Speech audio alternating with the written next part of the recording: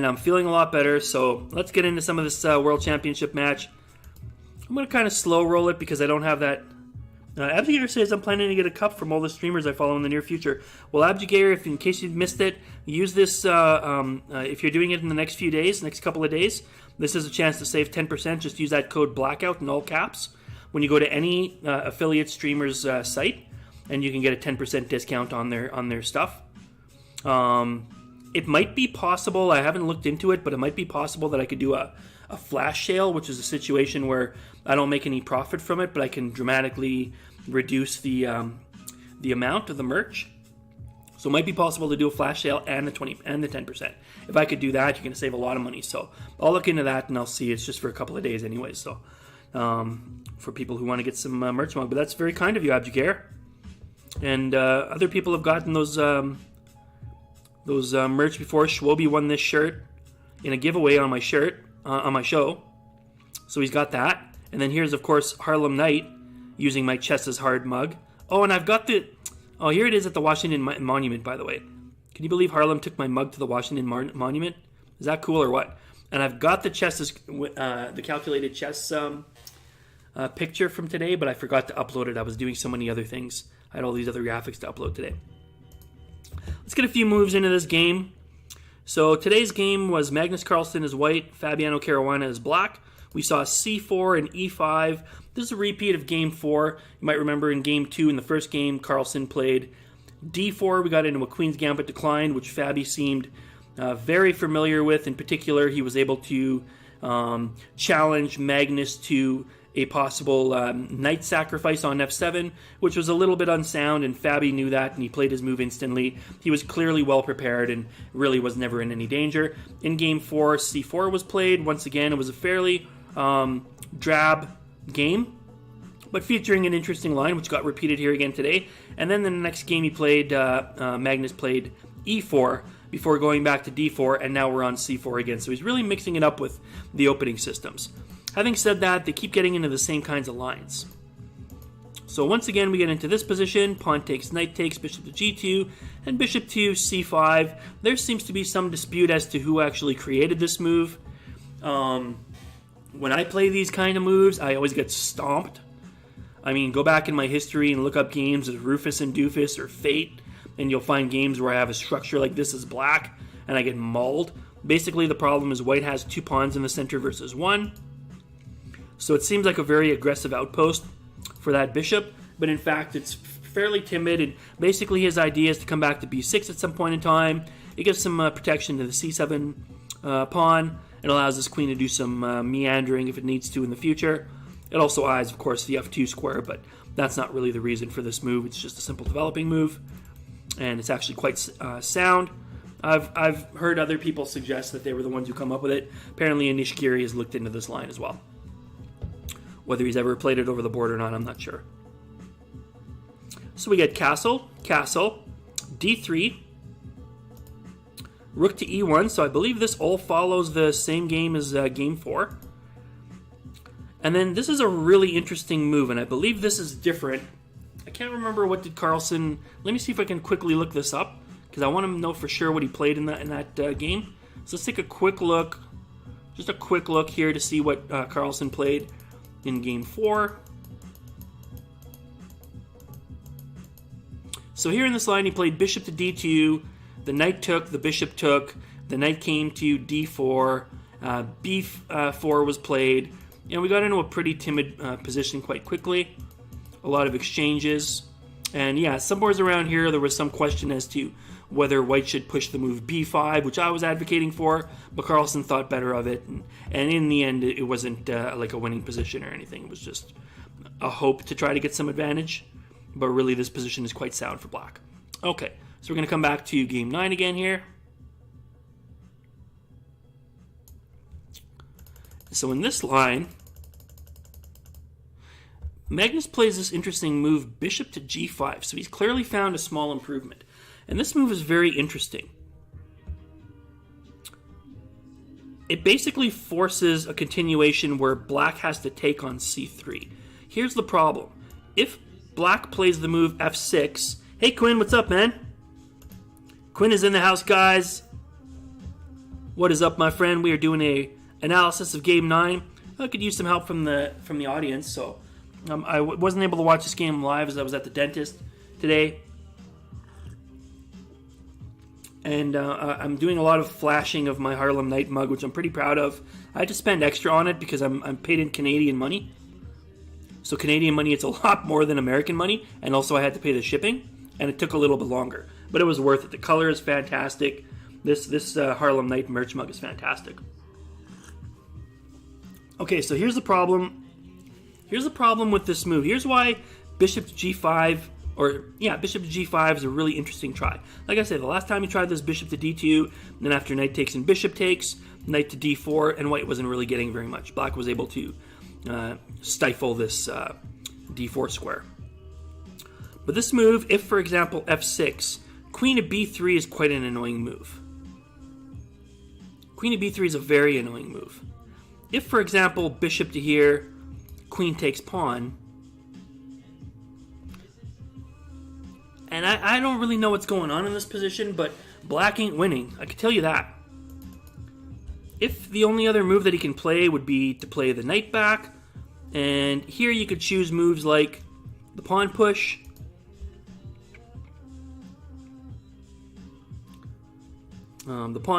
or possibly you could do knight takes first. Let's see what the computer has to say about this position. It just simply even likes knight to e4, and then it suggests bishop takes pawn. Look at that.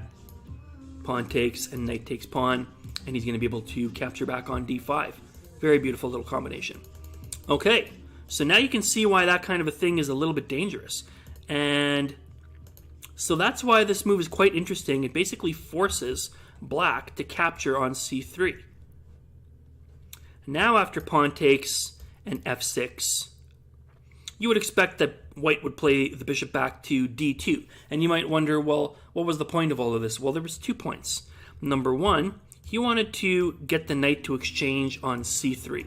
So this time he's decided he wants his pawns in the center. He's not going to recapture with the bishop.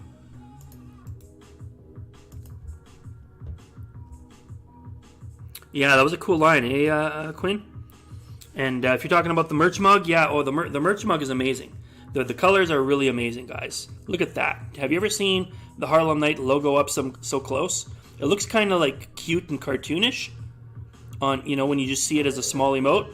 But when you see it up close like that, it's pretty intense. We got Checkmate Phantasms joining the Trout Show. Making a splash. So we got f6 comes in, and the bishop comes back to c1. And I'm not sure what Fabi thought when this move was played, because this isn't where he started thinking. He played his next move, bishop to e6, a natural, sensible move. And once again, we see this theme that I've talked about in the past of keeping your pieces on the inside of the pawn chain. Do you see why that's important? By keeping the targets behind the pawns, it means that any attack by white has to first get through a line of pawns. Either pawns themselves or squares that are covered or surrounded by pawns. So by doing moves like this, you're not only giving your bishop a lot of pieces, but you're hiding it in a safe square where it's not easy, it's not really susceptible to any attacks. And here, Magnus plays a really cool move. I love this move. Bishop to b2. Bishop to b2. Yeah, it does look better in the mug, I agree. I mean, it's just because it's so close up, you can really get a look at it. And this color came out really nice. You guys can't... I don't know how to describe how clear and crisp the color is. It's sized nicely. It's just really good. And this is the 11-ounce mug. You can also get it in a 15-ounce mug. I now own both an 11 and a 15-ounce mug. I've got my own mug with my own logo on it, which I got for a birthday gift. And that's the 15-ounce mug. The 15-ounce mug is much better. It is extremely high quality. This is a nice mug, too. The handle is big and it's good quality. It's a nice cup, and the artwork is fantastic. I think it's a great deal. But I will say that the 15-ounce mug is clearly better. So this bishop to b2 is such a neat idea. And this is obviously some kind of home cooking. This is something that Magnus came up with, him and his team, and they looked at this and they decided that, you know what, this gives white a little bit better prospects than the other line. Because now, black doesn't have this d4 square to plop his knight down onto. which is part of what's so cool about this bishop to c5 move. It's not a. It seems like a simple concept, but it's really not a move that people play in that position.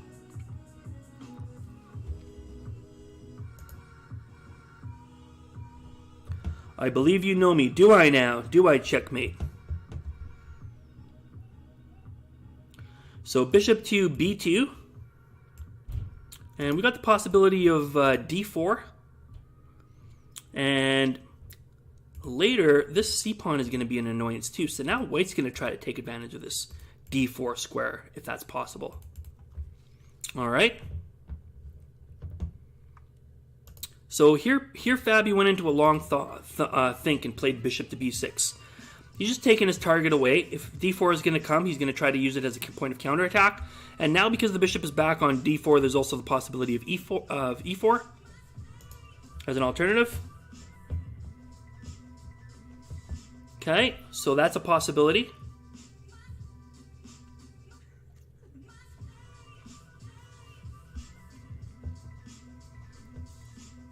The move d4 was played, and then this move I think was played quickly, bishop to d5.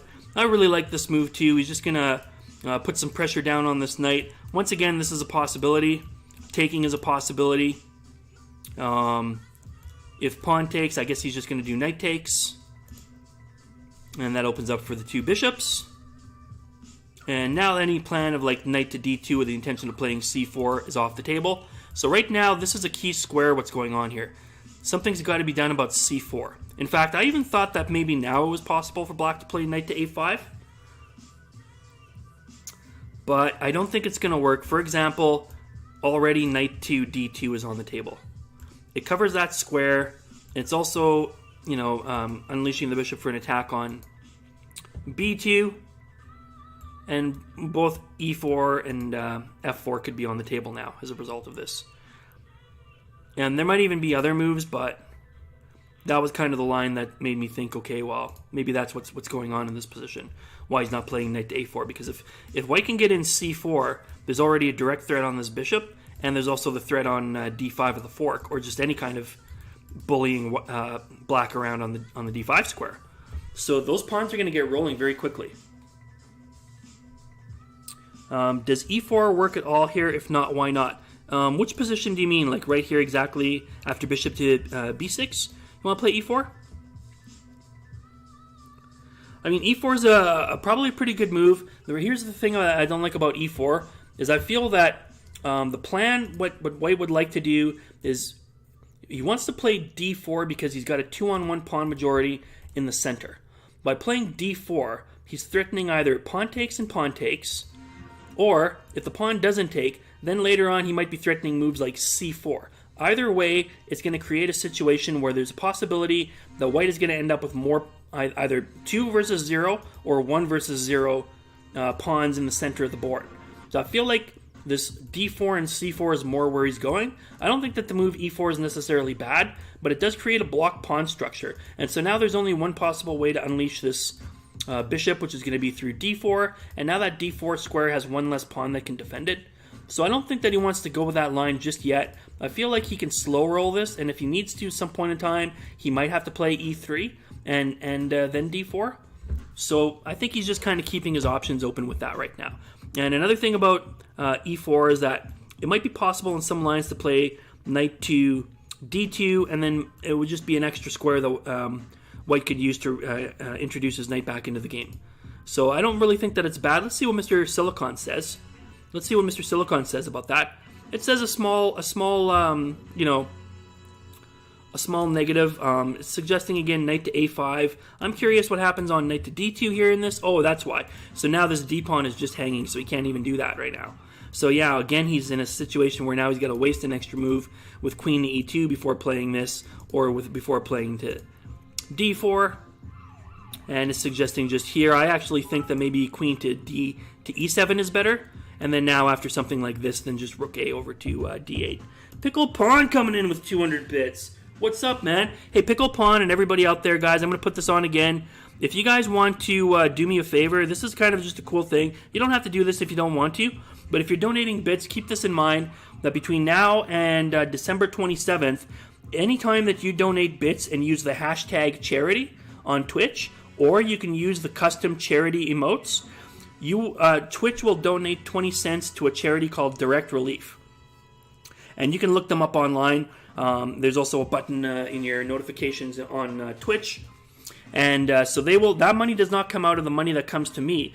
Twitch covers that cost. So you're just by simply tagging hashtag charity or using that charity emote, you're going to end up donating 20 cents per 100 bits to a charity, and you will also get a custom badge suggesting that you're a charity donator. So keep that in mind, guys, as you're giving bits in the next few days. On anybody's show, this is going to work. And there's also this blizzard of bits. So that's another thing, is you can get some really cheap bits right now. You can get 2,500 bits for a special price of only $25 American. And you can also earn 200 extra bits that they just throw in that you can either get yourself or give to a friend. And what happens is you pay now, and they give you a code on November 29th, and then you can access it through your special code. This is all done through Twitch. It's not done through my channel or anybody else's. It's just regular bits, and it's done directly through Twitch, so you know it's legitimate. And there's also the Black Friday 10% off your favorite streamers merch. Once again, this is for everybody. November 22nd and 23rd, Black Friday, 10% off. Use the code BLACKOUT in all caps when you check out at anybody's merch store, and you will get a 10% discount on any of their merchandise through Streamlabs. So there we go. Yeah, Pickle Pond, thank you. Pickle Pond, you were my first person to do that. You should be able to cycle now. It should only take a few seconds. It could take a couple of minutes, but let's just see how. Keep on chatting in the chat room because I want to see that custom badge. I haven't seen it yet. You might have to cycle through your things. In fact, why is Pickle Pond not like a VIP here or something? Can we like VIP Pickle Pond? Let me see if I can do this through my...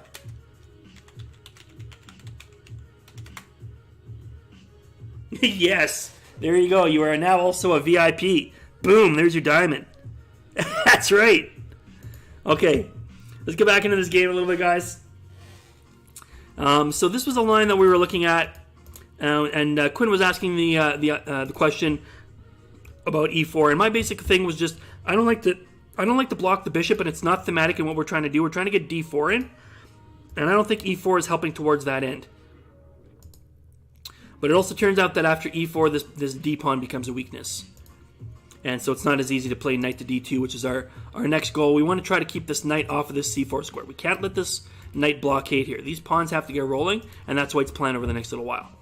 So the move d4 was played, bishop to d5, and then here came the move queen to c2. Magnus played this pretty quickly, and then in this position, we'll turn off this computer again, the move instead, pawn takes, was played, and I'm going to explain to you why I think Fabi made this choice. A lot of people wondered why he didn't play the more aggressive move e4 winning tempo.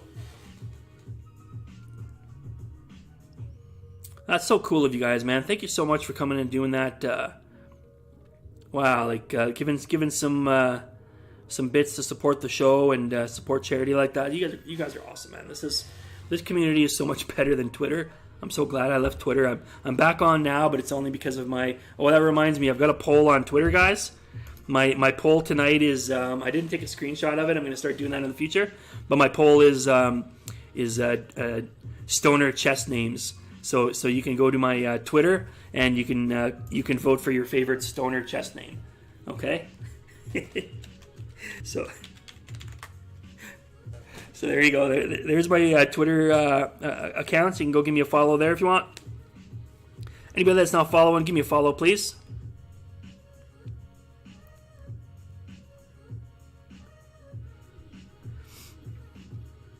I appreciate you guys joining. There's a couple of lurkers, man. It's nice to see you guys. So a lot of people wondered about this move. Here's the problem with this move. For White, if the knight just goes back to d2, which is what he would like to do, you might think, well, his only move is to play like f5 or something. But actually, this pawn move is quite annoying. This pawn move is pretty annoying. For example, if pawn takes, probably just bishop takes and king takes. And then I'm not even sure if you want to take this. I'm not even 100% sure if you want to take that or still come off with this knight move. But for example, if you wanted to, you could take here. And like now this roll is not working the way that it was. This pawn is again off in no man's land. Black has succeeded in neutralizing the effect of the e-pawn. The bishop on g2 is gone. So where's white's attack now? So this is kind of an annoying line.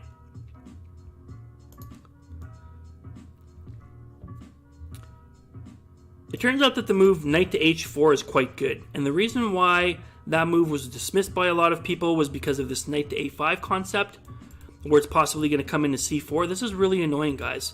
If the knight can get into that square, it's going to be very difficult to dislodge. This is an outpost. There's no pawns on either side. That means that no knight can dislodge that. Literally, the only two pieces on the board that can dislodge that knight would be this bishop or this knight, which is now misplaced on h4, seemingly. But check this out. Knight to f5 is playable. Now, if black comes into c4, white has knight to e3. And this is very different. Now after knight takes and pawn takes, for example, this c5, this c pawn is going to push, and then it's going to push again. And there's not anything to be done to stop it. The worst part is this annoying pawn over here. So for example, if, well, f5 doesn't even work, I can just simply take it. Let's say, I don't know.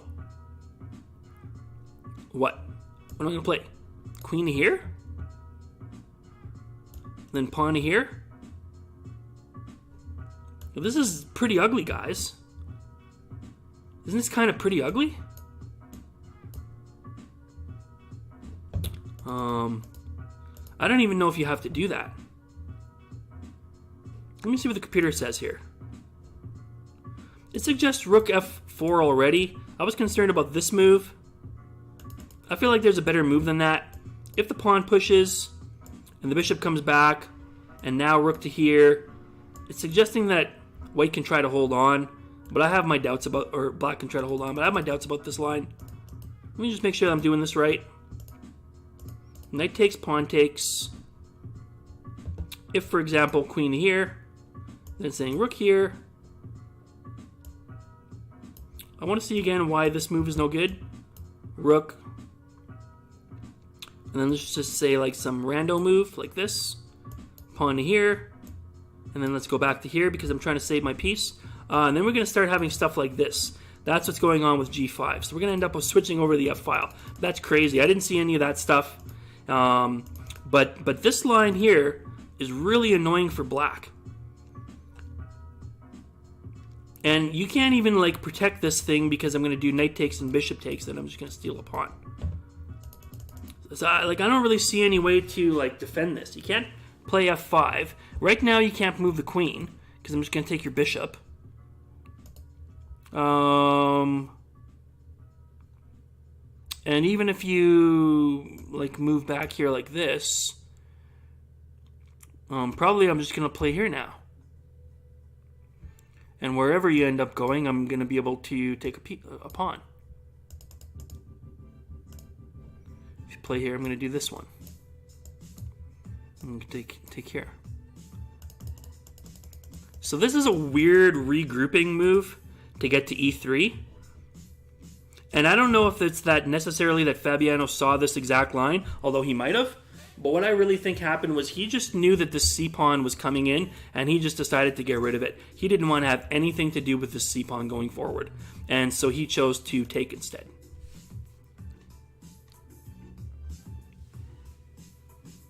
Mellow Mood Dude already has one what? A VIP badge? He gave himself a VIP badge. Mello's awesome. He gave himself a VIP badge. Hey, Braden Laughlin's in the house, man. What's up? How you doing tonight, man? I should give Braden. Do I have any more VIPs? I think I only get a certain number of them. I gotta get like more people talking at once. Like you guys, like let me know when there's like 25 people in the chat. I don't think it's gonna happen tonight. These post games are killing my viewership numbers, but that's okay. The people who enjoy them really enjoy them, so I'm happy to keep on doing this. But let me just see if I can VIP Braden.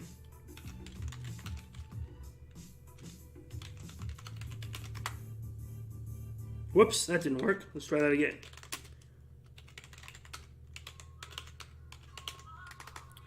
Even though his taste in movies is let's not say suspect, but leaves a little to be desired.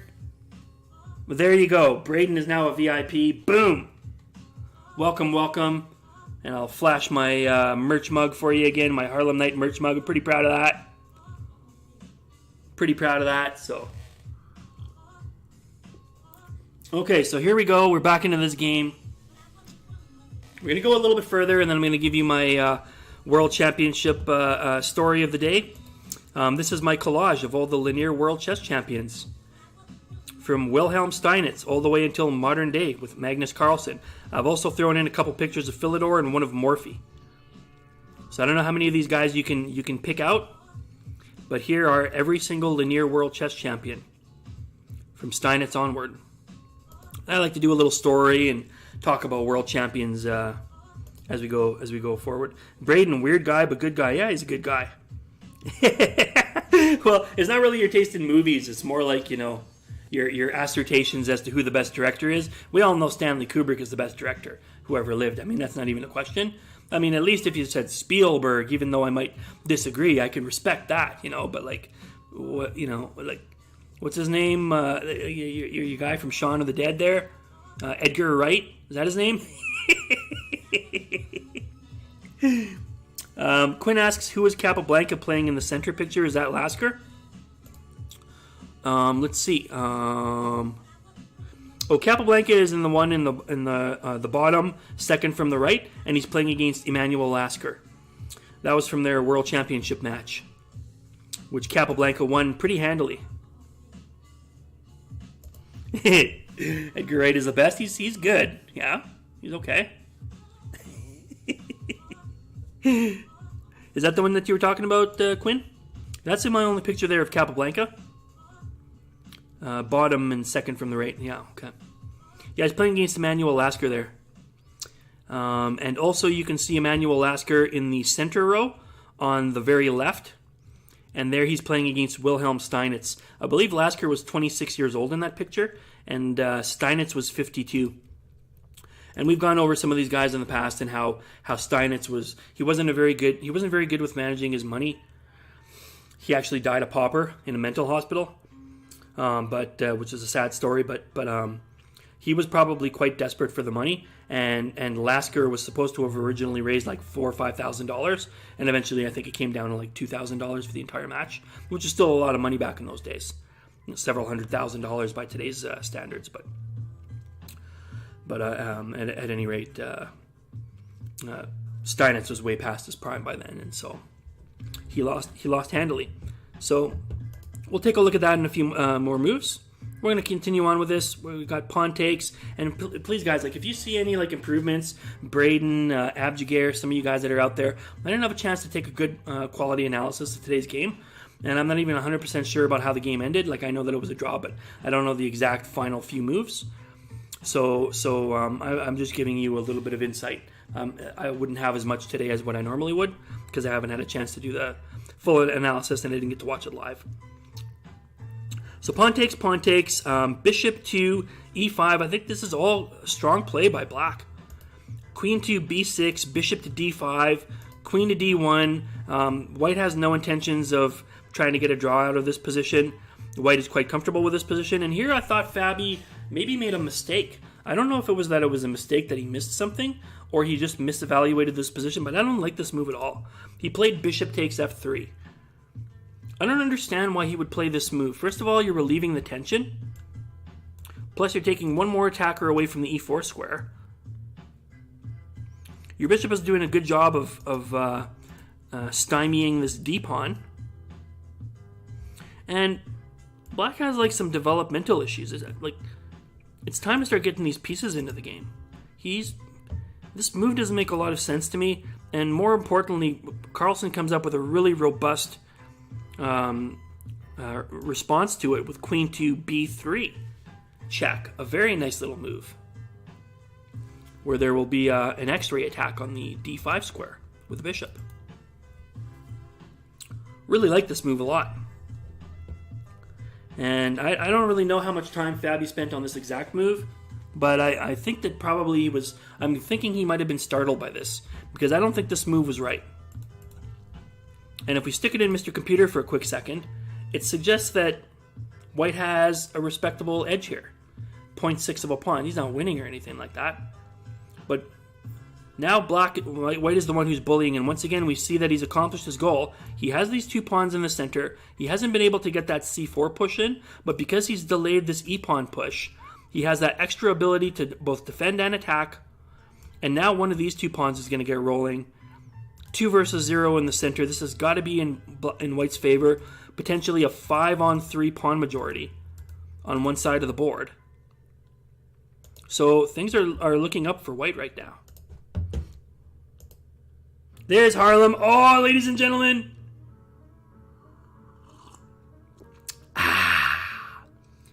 Ladies and gentlemen, Harlem Night is in the house. Harlem Night is in the house. And I got my merch mug. Oh, man. Coffee never tasted so sweet.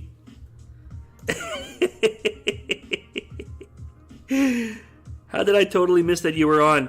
Yeah, I got Twitter notifications on as well. By the way, guys, if you want to go check out on Twitter, I have a poll today. I don't know if it's your cup of tea, but it's just they're just for fun. Sometimes we're gonna do hashtag games. Sometimes we'll have a giveaway, whatever. Today it's just a poll. It's what's your favorite out of 4 choices for chess stoner names? Okay, so go check out the chess stoner names and give it a vote if you feel like it. And if it's not your cup of tea or whatever, ooh, you're promoting drugs or whatever, don't worry about it. You can skip this one, and we'll do some little something on Twitch every day like that to try to build that up. I gave up my 2,000 follower. It used to be 3,000 follower, and that's with like several thousand like soft blocks. I gave up my like 2,000 person follower account to start to get a fresh start on Twitter. So it's very bizarre looking at my followers number is like 20. It's really weird. So do me a favor, man, get my numbers up on Twitter. Don't make me go back to hashtag games, guys. Don't make me do that. Okay, so Queen of B3, let's take a look. I want to get to a certain point, and then we're going to take a look at we're going to go back in the hot tub time machine to our 10th world chess champion. So the king goes over to G8. Again, this bishop coming back to D5 is not going to help black because, whoopsies, there's an X-ray attack on it, so it's still double attacked. So the king comes over to G8. The bishop takes. Could have taken with the queen as well, but I like this choice. Now this bishop is really barreling down on this B pawn. This is really kind of an annoying position for black. He's in danger of getting his pawns messed up, which is pretty much what happened.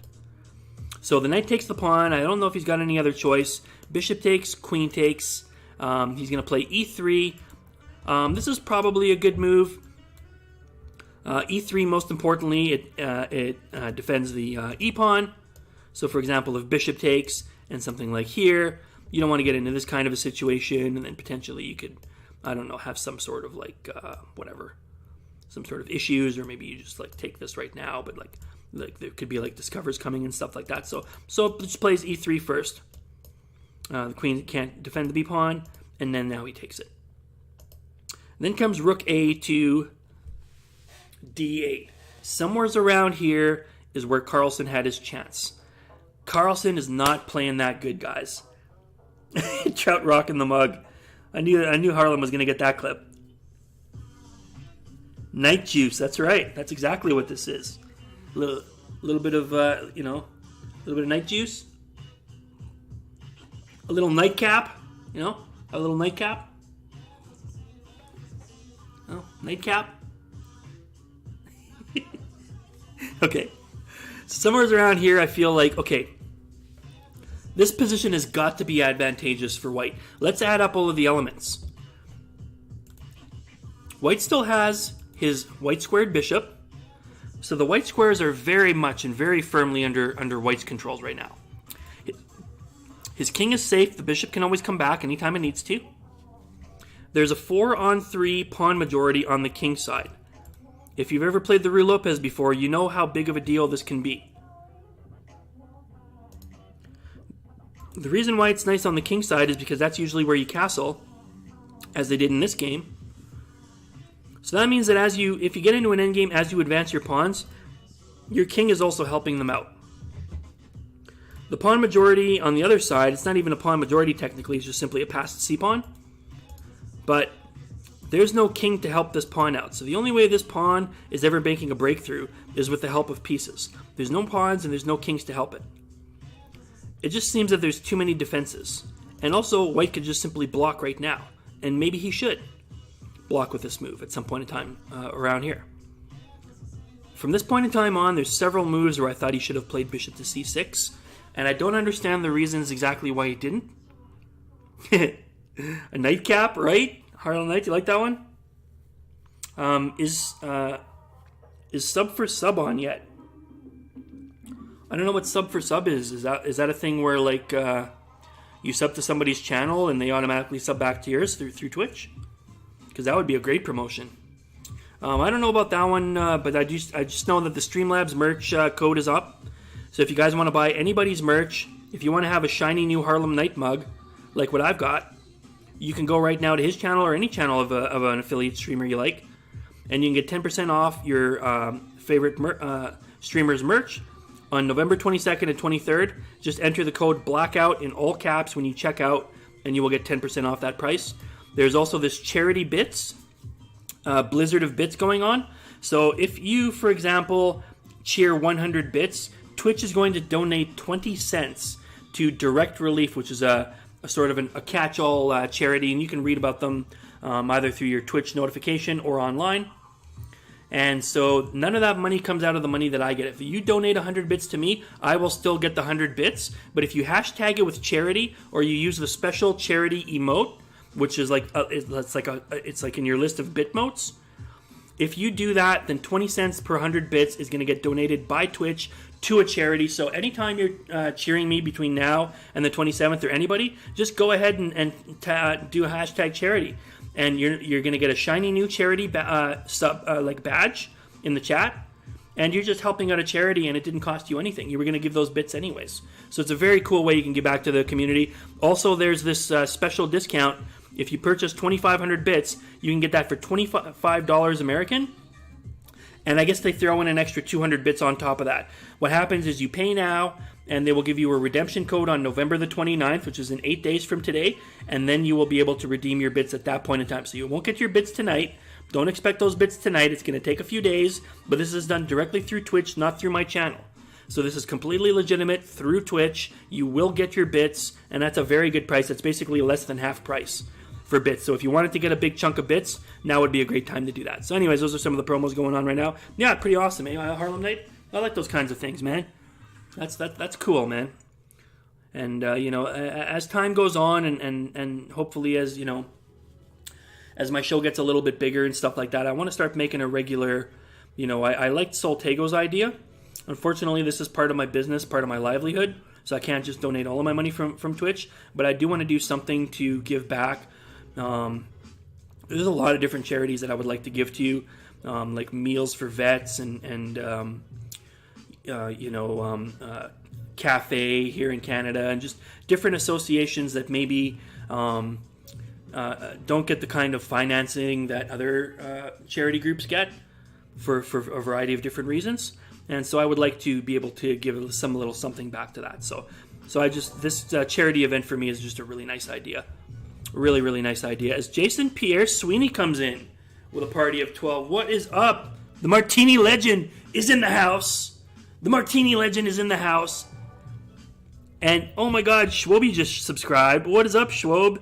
Oh, JJ's in the house. We got everybody. I got to give the JJ dab before we get back into this. We're looking at Game 9, guys, from the World Chess Championship. But I got my... There it is. Dab! Dab! There you go, JJ.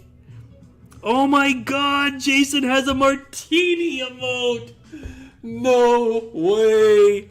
Dude! Come on, man. Is there 3 olives on that? Dude. That is genius. That is absolutely genius. That is one of the best emotes I've ever seen. Very nice. Schwoby, thank you so much for that sub. Before I give a couple of shout-outs here, let's just take a quick look at Mr. Schwoby. There he is in a Trout shirt. And you might have noticed Harlem Knight enjoying coffee out of my Trout mug. Here he is with my Trout mug at the Washington Monument.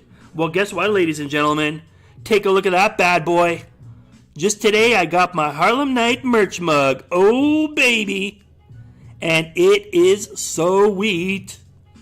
The color is insane. Have you ever seen his emote up close like this? You probably didn't know it was so badass. It looks a little cartoony when you see it in small, you know? It's like, yay, look at me, I'm a horsey. And then you see it up close and he's like, no, I'm like a Marine, man. Like, get out and don't mess with me, man. I do like 500 push-ups a day. Okay?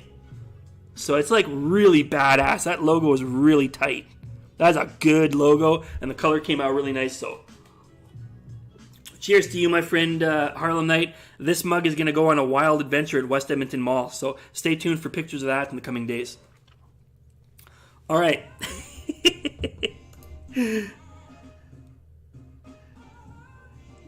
Yeah, the martini. Well, I'm not sure if I would support a cig emote.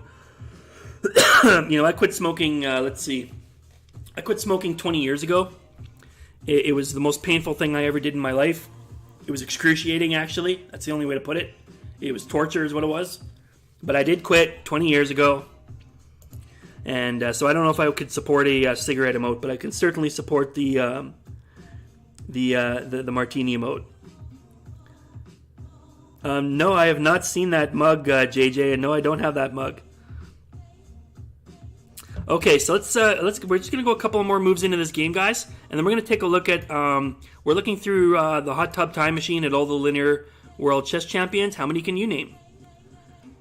How many can you name? Those are all of the world's linear world chess champions and a couple of other guys who were just clearly ahead of their time before there was a world champion, namely Philidor and Morphy. We've also got a ridiculous, here I am bad-mouthing cigarettes, and my Twitter poll today, if you guys want to go check me out, there's my new Trout Twitter site. My Twitter poll today, folks, is what's your favorite stoner chess name? So we've got, let me see if I can remember them. We've got Fabiano Marijuana. We've got Naka Flakamura. We've got Nigel Snort. And what's the other one? Oh, Doobie Fisher. Okay? So you can go to Twitter and you can vote for your favorite name. And sometimes we'll do hashtag games. Sometimes we'll do giveaways. Anyways, there's going to be a bunch of different things that we'll do. So if you want to go check me out on Twitter, I started a whole new account. Okay, let's not keep repeating myself for the poor folks who have been with me since the beginning. The last couple of moves went like this, guys. After bishop takes on f3, queen to b3, probably shocked Fabiano a little bit. The problem is d5 is double covered because of the x-ray with the bishop. The king moved to g8, the bishop took, could have taken with the queen as well.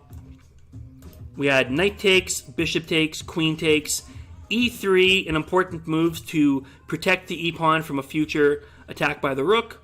When the queen moves away, whoops, then we have bishop takes and rook a to d8, and this is the position we're on now. So first came rook a to d1, queen to e7. Black is just going to hold this d-file. Doesn't want to give that up. He's not afraid of this e-pawn going forward. But again, count up the advantages. 4-on-3 majority for white. Okay, the king is one file closer to the center than the black king. Oh my gosh! Thank you, JJ. Thank you so much for those bits. Guys, I'm going to post this again. Anytime you want to leave bits between now and the 27th for anybody on Twitch, if you press hashtag charity or use the custom charity emote, Twitch will donate 20 cents to a charity called Direct Relief, and that money does not come out of the money that you give to me, and it doesn't cost you anything extra. So anytime you're donating bits to anyone between now and the 27th, put that hashtag charity in. Let's raise a little bit of money for some peeps that are down on their luck, all right, guys? But thank you so much for that, JJ. That's so kind of you, man. What can I give you, man? I got to give you something here. Let me give you some Timbits or something. Have some Timbits. Courtesy of Canada. All of Canada thanks you, JJ. Timbits, they're little miniature donut holes. And what's inside of them? Jam. Jams and jellies. Timbits. Dab. Okay. I'm not on Twitter, but my vote is Doobie Fisher. Gotcha. It's noted, man. It is noted, Quinn. Okay, so we got queen to e7. Let's go a few more moves. There's a certain position I want to get to. We're almost there. h4 is a beautiful move. And if we turn on Mr. Silicon, it's liking white. It's liking white a lot. Again, 4-on-3 majority. King one file closer to the center than the black king. Okay. The bishop still can reach g2, so the king is safe. Queen on a powerful outpost. The d file cannot be challenged. And also there's a couple of weakened pawns here. And plus the bishop is kind of biting on both of those. So my bishop is better than this one. The negatives is that it's an opposite bishop. And I also can't flat out win the d file. So there still needs to be some sort of a break. So h4 is the beginning of a plan where he's going to come up this way, transfer his queen over, and start making some attacks on this king. There's also always the possibility of bishop to d5, bishop to c6 is a move, bishop to f3 is a move, or just bishop to g2 for safety. So definitely white has the better of this game. g6, and here is the move, folks. This is the critical position. Carlsen is not playing well right now. Card Counter Chris, what's up, man? Big announcements. Well, there's a few announcements. They're not really so... they're not really my announcements or anything special related to me. The one thing that was kind of cool is I got my Harlem Night merch mug, as I mentioned in Discord. So I was pretty excited about that. I want to show everybody that. So that was one thing. The other one was my Streamlabs merch code. I just showed this, so I don't want to get into this too much again. But anybody can get, and make sure that you put this out for your followers as well. Card Counter Chris. That anyone who buys merch on the 22nd and the 23rd can enter the code BLACKOUT in all caps at checkout and get a 10% discount. And there's also the charity bits. So anybody that wants to donate bits to your show, just get them to put in hashtag charity, and 20 cents is going to get donated by Twitch for every 100 bits to a company called a charity called Direct Relief. So you can, for absolutely no cost to the streamer or the viewer, you can help out a charity. And I just wanted to put those graphics up and stuff like that. So okay, so g6. Here's what's going on. Carlsen underestimated something here. He missed something important. And Carlsen doesn't miss stuff very often, but he should just inherently know that this move was too brash. He plays this move h5. He's going to wreck these pawns. He's going to wreck these pawn structures. But he's made a mistake. And there's a couple of things that he could have done. Let's say, for example, rook takes, rook takes, rook to d1. I would like to exchange and then stick my queen up in an aggressive square like f7. So let's say if rook takes, queen takes, and then, I don't know, let's say, whatever, queen here or something. Already white is getting the better of this position. There's a weakness here, plus he's also now critically covering the h5 square, so he really can start breaking these pawns open. Another possibility was here to play the move bishop to c6. Hey, Rufus, what's up, man? Rufus is in the house. Rufus in the house. He's got all of these emotes, and I'm just like rebellious to like get his apps because they never seem to work. Whenever like I see them, I just see like a bunch of like numbers and letters and stuff usually. But then he comes into my show and they all work, and I'm like, man, you know, I want those emotes. But anyways, I always like seeing those emotes when you come in, and you've been really hitting some heavy bits, man. You're coming in with some heavy bits. Mr. Rufus and Doofus, another fellow streamer. I'm going to give some shout-outs in just a minute here, guys. Rufus, just to let you know, I was telling people this earlier as well.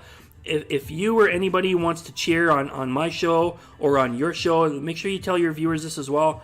Every time they donate 100 bits, Twitch is going to donate 20 cents between now and December the 27th to a charity called Direct Relief, and you can go look them up online or in your notifications from Twitch. So all you have to do is type hashtag charity or use the custom charity Bitmoji, and you will be able to, you'll also get a badge, a charity BitGiver badge, and without any effort more than just type hashtag charity, you're going to get 20 cents per 100 bits donated to a local charity. So if you guys want to do that as well, that's just a cool way that you can get your followers and stuff to give back something back to the people who really need it. So really nice thing that Twitch is doing. So all right, so this move bishop to c6.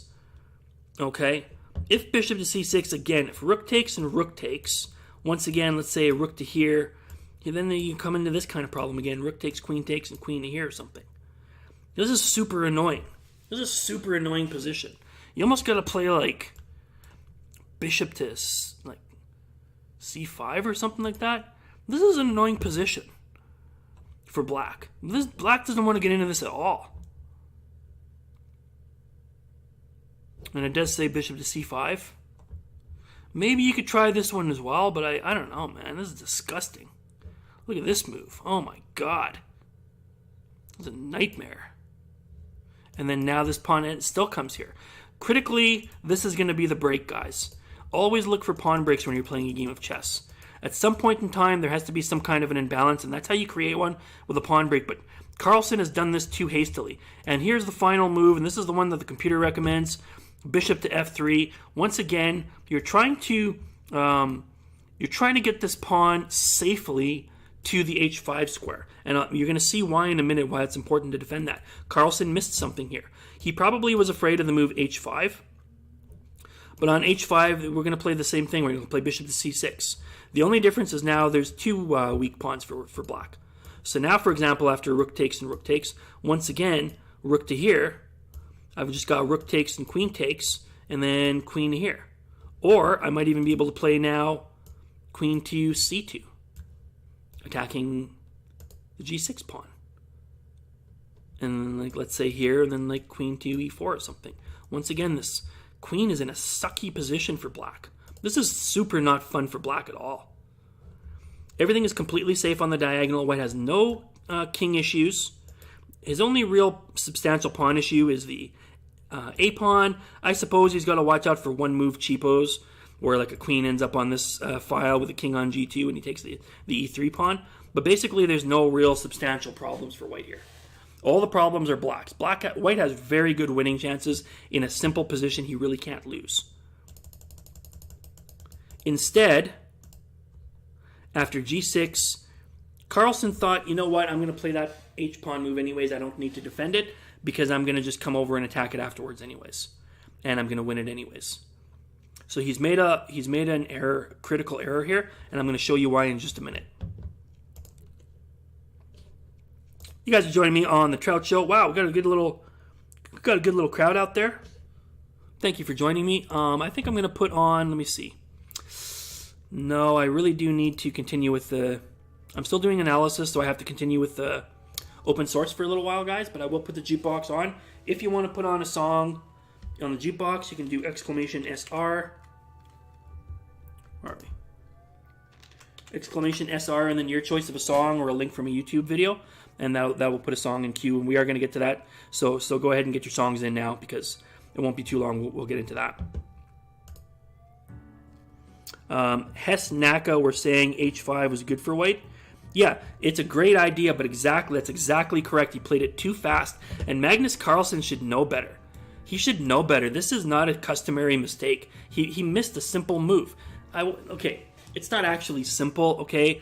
I'm sure any one of us would probably miss this move too. It's quite a sophisticated move that Fabi came up with. But it's not just a move, it's like a pattern recognition thing, but you would not expect Carlsen to miss a move like this. Yeah, very interesting, Rufus. Great point. Fabi blundered with h3 yesterday in a position where queen to h5 was probably crushing. And now today, h4 by Magnus, and he's blundering. Very, very interesting. Yeah, it's a good point. Harry, never push Harry. Where's Ben Feingold? No h3. No h4, let's get the Ben Feingold no h4 emotes. Okay.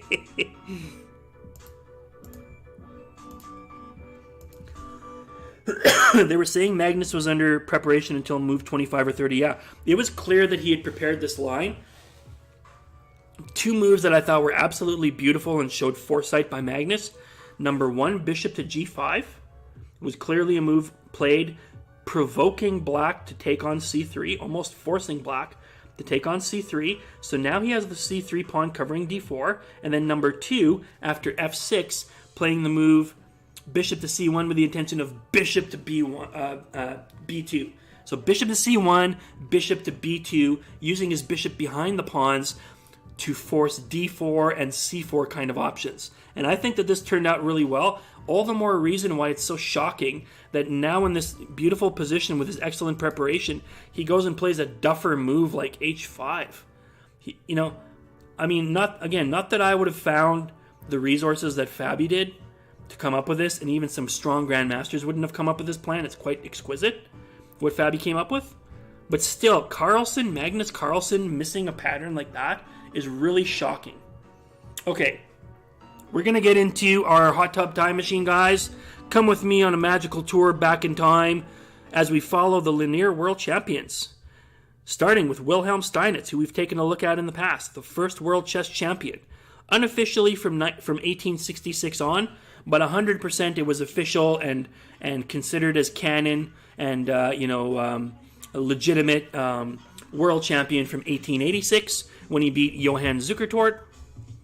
Steinitz was beaten by Emanuel Lasker, who was beaten by Jose Raul Capablanca. Jose Raul Capablanca was beaten by Alexander Alekhine, who lost a match in 1935 to Max Uwe from Holland. He won it back 2 years later, and then died under mysterious circumstances while holding the World Championship title. A tournament was organized to decide who would be the next world champion. The winner of that tournament was Mikhail Botvinnik. Mikhail Botvinnik played 3 world championship matches against Vasily Smyslov, winning the first one but losing the second one. He regained the title, only to lose it in 1960 to Mikhail Tal. Mikhail Tal was forced by the contract of the World Championship to give a rematch 1 year later, which he lost, back to Botvinnik. Botvinnik lost his title for the third and final time to Tigran Petrosian. I believe that was 1966. So now we come to our 10th linear world chess champion, Boris Spassky, a name I imagine most of you will know very well, as the challenger to Bobby Fischer in the match of the century, 1972, the height of the Cold War. Spassky had ancestry in the Russian Orthodox Church, relatives who had been in the Duma under the old Tsar regime before the Soviet Empire. Okay, so Spassky was really the golden boy of Russia. And from the time that Alexander Alekhine defected, even defection is not quite the right word, but the time that he left Russia and became a world champion while living in France, I think it was always the deep desire of the Soviet Union to outmuscle the West and show their version of communism was superior. And they wanted to show that on the chessboard. And so they were very heavy-handed. And with the case with Boris Spassky was no exception. They very much wanted their golden boy to be the winner. When Boris Spassky played Bobby Fischer in 1972, he was already an accomplished player. He had been a grandmaster since the age of 15. He had won the World Junior Championship. He had already played 2 matches with Tigran Petrosian, losing the first one, winning the second one, so he was the sitting world champion. When 1972 came along, America versus Russia at the height of the Cold War, chess had never been more interesting. Henry Kissinger himself tried to convince Bobby Fischer to play this match. Spassky won the first game, and then Fischer was so upset about the conditions that he didn't show up for game 2 and forfeited the second game. It looked like this match was never going to happen. But Boris Spassky was a very even-tempered man, and he had never lost to Fischer before this match. So I'm sure that he felt confident that he could survive all of these, extreme demands of Bobby Fischer, including playing the third game behind closed doors in a separate room. Of course, we all know what happened. Bobby Fischer went on to win easily. And Boris Spassky continued to be a high-level chess player. He was a candidate for World Championship a number of times. And eventually he even played a return match against Bobby Fischer in 1992 in boycotted Yugoslavia, a match which cost Bobby Fischer his right to ever really return to America under penalty of treason. And we're going to get into Bobby Fischer more in my next little broadcast. But Boris Spassky is still alive today. He's 81 years old. He is the oldest sitting former world champion. He's the oldest former world chess champion still alive. His rating is still close to 2550 at that age. I don't know how much he plays anymore, but Boris Spassky had a reputation for being incredibly tactical in nature when the position called for it, but then he could flip it around against a tactical player, and like Tal, and he could turn it into a long positional grind. He was a master of every possible aspect of the game of chess. He had no weaknesses. And that is your number 10 all-time linear world chess champion, Boris Spassky, pictured in the center on the bottom row. And that is your hot tub time machine for the day, ladies and gentlemen. Correct, Abjigir. I believe it was 27 years that Lasker was the world chess champion. That is the longest reign officially as world chess champion. Some would consider Steinitz to be the longest sitting champion because of his match against Adolf Anderssen in 1866, 20 years previous. He was clearly, those were the two best active chess players in the world. I think the reason why people dispute it is only because of the existence of Paul Morphy. But Paul Morphy was not playing at that point in time. In fact, he was probably suffering some mental problems by then and was vehemently against ever being called a professional chess player. He actually really only played for a short period of time, a couple of years, and just happened to leave a powerful legacy. But clearly that match was for the two best active chess players in the world in 1866. So one of those two guys, anyways, was the longest sitting. Pickle Pawn, yeah, I had a picture of Kappa up there. The only Cuban world chess champion. And there are countries in this world, there are continents in this world that I long to see a world chess champion from. You know, Viswanathan Anand winning on behalf of India was very cool, and we're going to talk about him. He was a world champion linear.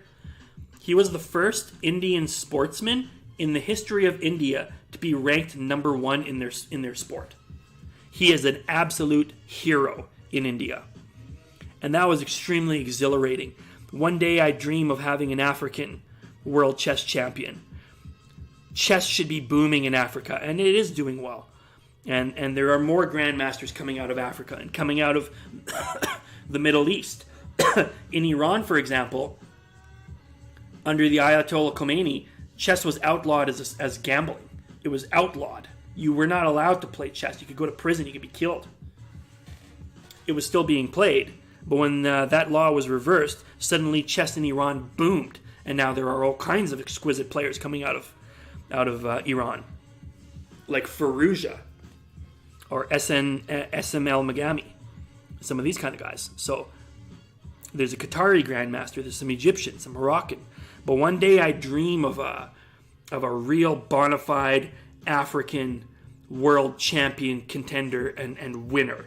I dream of that day. I dream of it like I dream of an African World Cup soccer team winner. I dream of those days because I love these international sports and I want them to be truly international. So Capablanca holds a special place in my heart in that he's the only Cuban player to ever win the World Chess Championship. I think he's the only non-white player, unless you count Petrosian. Is Petrosian something besides white? He was Armenian, right? So, anyways, I just want it to be that international sport that it is. You know, maybe Nakamura, maybe Wesley So, maybe, I don't know. Just to provide some to broaden the base of the fan base and stuff. Anyways, so that's my spiel on the World Championships for today. Harlem Knight says, great stuff, Bertrand. Thanks for that. Wow, cool. Thanks, man. I appreciate that. Thank you, Pickle Pawn. Abjigir plays the Spassky variation of the Carol Can. Spassky came up with a lot of variations. He was largely responsible for why we still play the Marshall defense today. He revived the Marshall defense. It was thought to be completely busted, but he found ways to make it viable. most of his games played both as white and black were either Sicilians or Rue Lopez. So he could play positional or he could play very aggressive. And Spassky came up with a lot of really important opening innovations. And even the ones that he didn't come up with them, he just like made them popular again. And so we owe a lot of our modern sort of opening theory to Boris Spassky. Yeah, I could definitely see a world champion from Egypt one day. Morocco. You guys might remember, what's his name? Hitchem. What's that guy's name? Hitchem. Jeez. It's really bothering me. I can't remember this guy's name. There was a really great, famous Moroccan player, like in the 70s and 80s. And also there's been some famous Brazilian players like Henrique Mecking, Rafael Leitão. There's been some very strong Brazilian players. We could get a Brazilian world champion one day. I could totally buy that. I would love to see a Brazilian world champion.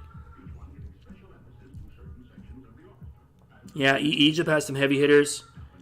Some Turkish players, that's a good point. Hey, JJ 2018, guys. Turkish chess player, maybe we'll see our friend JJ, Samurai, come in. Well, I've got his emote somewhere in here, guys. Where's his emote? Boy, would I like to see that. Would I like to see JJ chess as world champion? Wouldn't that be something, guys? To be able to say we hung out with a world champion when he was only a mere grandmaster. Alexandria Princess, hey, how's it going? What about a Canadian female from Quebec world champion? That would be fantastic. We have a Quebec female Canadian champion, Maxime Ouellet. What's her name? Maxime what's her name? JD Maxime Ouellet. JD Maxime Ouellet. Anyways, she was in Edmonton this summer, and I got a chance to watch her play live.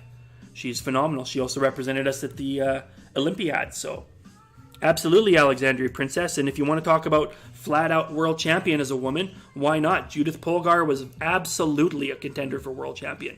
She was absolutely elite. And now we have Hu Yifan. And if you want to check her out, you can see her commentating on chess.com, looking at these world championship games that we're looking at and going over these games. It is a pleasure. In fact, Judith Polgar also does on the actual official site. She's doing some commentary with Anna Rudolph, another very strong German IM player. But if you listen to Judith Polgar or Hu Yifan talking about chess, guys, it is like, man, oh man, it is really enjoyable, guys. It is really fun to listen to those girls talking about chess. They are so talented. They are intensely intelligent. Hu Yifan was a grandmaster, a full-fledged grandmaster at the age of 14. Judith Polgar was a grandmaster at the age of 15, beating Bobby Fischer's world record for the youngest grandmaster in history, which he had held for like 30 years or 20 years, whatever it was.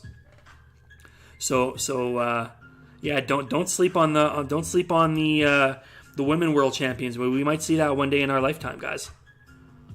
Guys and girls, it's the game of kings and queens. It's not just a game of kings, it's a game of kings and queens.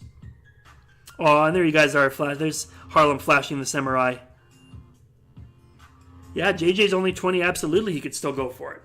He's still young, and he's still developing, and he's still growing stronger. He lives in St. Louis. He's surrounded by the world's best chess players and chess facilities, so you better believe he could still do that. Okay.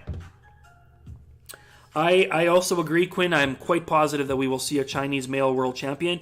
We might see China taking over as what Russia had done for the previous 80 years or whatever. We might see China in that position one day because they've got a lot of strong players.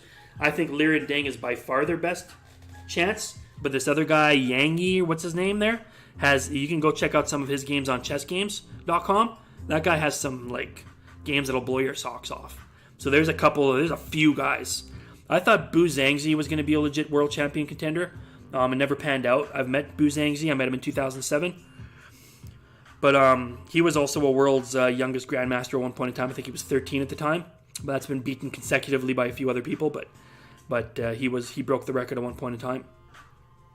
So Ding Liren could 100% be the next world champion or a soon to be. Alexandria Princess says, I'm 22, I'll be 23 in January. Did really well yesterday in 3-0. Maybe I have hope of reaching 2,000. I have no doubt whatsoever that you can go to 2,000. I think that 2,000 right now, Alexandria, probably seems like a big number to you. But I don't think you're that far off. I think you need some more experience and maybe some more diverse openings. But your skill level is extremely high. You're an extremely skilled chess player. 2,000 one day, I think you will look back at it as nothing but a measuring bar when you're a much stronger player. And I think you will. I think if you're serious and you want to play in tournaments, that's always the difficult thing. You have to actually physically play in the tournaments. So you have to go out there and grind it out against all different style of players, positional, tactical. Young and old, fast and slow. And you're gonna have to find ways to consistently perform against all these different types and styles of players. So that's why you need the experience. But I believe one day that 2,000 will be just a number in your rear view mirror as you're capable of being a much stronger player than that. I don't even know Jeffrey Zion. If you want to see a killer game, look at Darren Ling's Immortal versus Bei Jinshi. Really, I've never seen that one, Quinn. Maybe you can send me that link sometime, even tonight if you want. Send that to me in DM, and maybe we can take a look at that. That'll be a lot of fun. Okay, let's finish off this game, and then we can get back to yakking. So the following position took place. Here in this position, after Queen to E7, H4, G6, Carlsen hastily played this move, H5, and he ended up missing something very important. We've discussed some of the different possibilities, either rook takes, bishop to c6, or bishop to f3, as all being moves that could potentially be candidates to give white a superior position in this line. But by playing this move too hastily, although he was able to mess up black's pawns, after the move queen to c4, again a hasty move. What does the computer say? Was there anything here? It still says bishop to c6, and we're going to get into a similar line, but it's quite different now after queen to c4. And then comes this powerful riposte. This is what Carlsen missed. This is a beautiful move, guys. What's happening is white's just going to come over this way. White just wants to come over this way, and he's going to yoink that pawn. Or he might even play bishop back. The reason he didn't play the bishop back immediately is because he didn't want black to play this move h4. With this move h4, this is kind of an annoying position. The rook is going to come over. Now there's a substantial weakness, several actually, on the black squares. This is not what White was hoping for. White was instead hoping to get a pawn up to, or some kind of a piece on the h5 square, either a bishop or a queen or something, and start taking advantage of black's white squares. Instead, what's happening is after bishop to here, to f3 and h4, now it's black who's attacking on the black squares. Now black is the one who's getting power on the color of his choice. So all of a sudden, white's position very quickly is dissipating. This is the reason why Carlsen played queen to c4, expecting to just simply come back and corral this bishop at any point, this pawn at any point in time, with a lot of power. So let's say, for example, I don't know, some random move like king to g7. King to g7. Now you see the computer recommend bishop to f3. And once again, we find ourselves in this situation where white has some advantage in that he's succeeded in breaking up the pawns. He's going to have some continued pressure on some critical squares on the white squares. There's no real attack for black. This king can safely hide on g2, even maybe move a rook over to h1 if he has to, for continued action. So he's quite safe. He doesn't have to worry about these pawns being broken up. f5 is the move that Fabiano Caruana played. It is an absolutely beautiful move, and there is now no safe way for white to stop the move h4. It doesn't matter that you can take this pawn for free. That's not the point. The point is that black is being allowed to bust up these pawns, which is absolutely not what white was hoping for. And all of his advantage is dissipating. Hey, Perpetual, what's up, man? Oh, Perpetual says killer games, and then he posts Anish Giri top 5 greatest games. Oh yeah, are they all draws? Are they all draws? You guys are watching The Trout Show. We're finishing up on Game 9 analysis from the World Chess Championship. Somewhere around here, I'm not too much more familiar with the rest of this game. But as far as f5 goes, this move basically neutralizes white's aggression. And even though the computer still tries to give white a little advantage, basically the advantage is gone here because there's nothing to be done to stop this h4 push. And all hope of attacking on the white squares is done now. So this is an absolutely beautiful move. You would think, why would black want to deliberately open up attacks on the file, right? Like you might think, why doesn't he just simply play queen check or something, right? Because this is coming as well, right? So like you don't want to play like king to here because this bishop move is coming. You're not going to be very happy with this result now, are you? That's a pretty quick checkmate. Schwoby says, what's up, Schwoby? Hey, Bertrout, have you been following my home construction? I just finished hanging the drywall from my office walls. I didn't know that you were streaming. Were you just streaming right now? No, I totally missed that. I mean, I followed your last show. Last I saw, you were changing the door frame. You were having to undo some boards because your door frame had a little space in it. So you had to move the boards over a little bit to close up that little bit of space. That was the last thing that I saw. But good for you, man. Congratulations. Schwoby, guys. He's been doing some really wicked home renovation streams in between his chess stuff. Happy Thanksgiving, by the way, Schwoby and everybody else living in America. Happy American Thanksgiving. Of course, Thanksgiving was several weeks ago. We know that in Canada. But we don't mind if you guys have Thanksgiving 3 weeks late. That's fine. You know, whatever makes you happy. You know, we're not judgmental as Canadians, okay? But happy Thanksgiving in all seriousness, guys. Wishing you the best. Have some Timbits, okay? Have some Timbits. Have yourself a nice big box of delicious donut holes. Happy Thanksgiving. What's inside of them? Jam. Timbits. Okay? Bertrand, we have to do Thanksgiving now. Otherwise, we move too fast on Black Friday and spend too much money. Well, that's smart, actually, Card Counter Chris, because our shopping, our holiday season, like our Christmas season, because like Thanksgiving is in October, so our season starts after November 11th, which in Canada we call Remembrance Day. I believe it's called Veterans Day in America, and something else, maybe Bastille Day, or like there's all different names in different countries, right? But our shopping starts after November 11th, so we do have those extra few weeks of Christmas shopping. It is absolutely Christmas season there, so that's actually a smart move. That's right. Well, we like to do things a little bit early. Our football season, ends early, and our Thanksgiving comes early, and all that kind of jazz. So we just like to be a few weeks ahead of the game. Give us a running chance. A running start. So in this position after queen to c3, I think simply queen to g7 is more than adequate. I mean, it looks very scary, but there's just simply nothing there. And this move is still coming. Even if white were now to play this queen move, maybe you might even be able to play like the queen up right now. But you could certainly play like an interference move. Maybe play this one first. Let's see what the computer likes best. It just simply says play queen to g5 immediately. If again the queen check, and the queen here, I think probably black will be happy with his draw.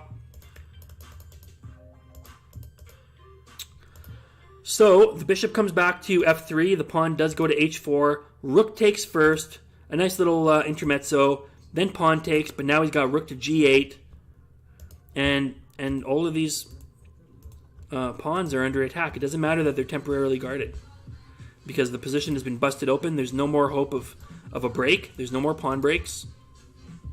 These pawns are solid. There's just simply nothing here anymore for white. Queen to f6 just takes that diagonal anyways. Queen to f4. Okay, I'm not familiar very much with these moves now. Bishop to c5 is a nice little move. He's threatening to come back now to d6. So the rook to g1, rook takes, king takes, bishop, queen to a4. The pawn push, very simple. He wants to attack this h-pawn. So he's going to take the a-pawn. Pawn takes, attacking the bishop.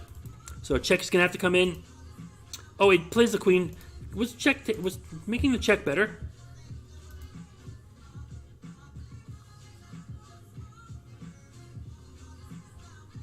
Why isn't the check move better?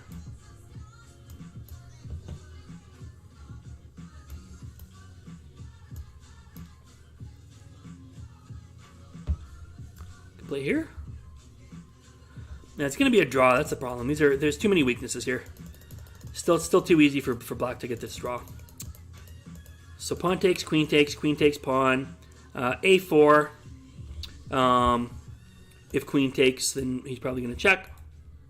Well, I assume that he can't check because of the queen. Okay, so he's got to play queen. So he's got to play queen to c3, and this is just going to turn into a dead draw. If queen to c3. King over, bishop check, king over. It looks so scary, guys. It looks so scary. Gosh, does it look scary. It looks so scary, folks, but there's nothing here. There's no mate. If the bishop comes to g4, there's still no threats. Probably just play queen here. There's no threats. There's just nothing. It's gonna end up in a bishop draw, dead draw on opposite colored bishops. The reason why the opposite colored bishops is considered dead draw, even sometimes down 2 or 3 pawns, is because the bishops can never go on more than one color, so they can never oppose each other. So you can't swap bishops. So you can just kind of park all of your pawns on one color, and the other bishop can be used to rake across the board on all of the squares that the other person's bishop can't get to. So even sometimes 2 or 3 pawns down, an opposite colored bishop is a dead draw, folks. So there's your game 9. Once again, a draw. There was excitement, but Carlsen played this terrible move with h4. Where are we here? H5. So this was the move here. This was where Carlsen had a chance.